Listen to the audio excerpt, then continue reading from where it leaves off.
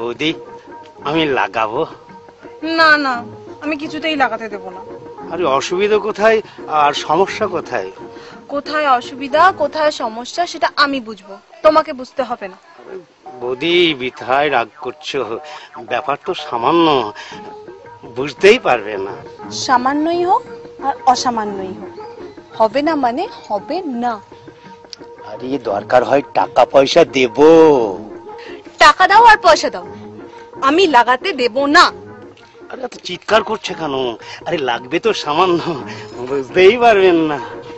বুঝতে পারি আর না পারি, লাগাতে দেব না মানে দেব না। বৌদি কত আশা করে এসেছিলাম, নিরাশ করে দিলে।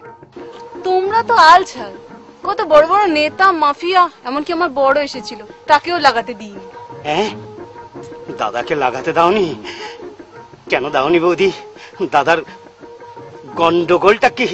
মুখ পোড়া আমার বাড়ির দেওয়ালে মদের বিজ্ঞাপন লাগাবে বলে তৈরি ছিল, তাই আমি লাগাতে দিইনি। আরে আমরা মদের বিজ্ঞাপন দেব না, আমরা লালিপপ কোম্পানির হাতুড়ি মার্কা জাঙ্গিয়ার বিজ্ঞাপন দেব।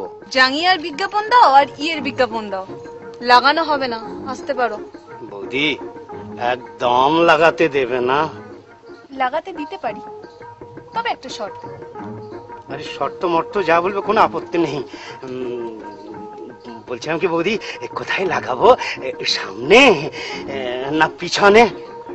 সামনে হবে না, বাড়ির পিছনের দেওয়ালে লাগাতে পারো, লিখে দিও বিজ্ঞাপন লাগানো নিষেধ, নো স্টিক বিল, দরজায় দেব খিল।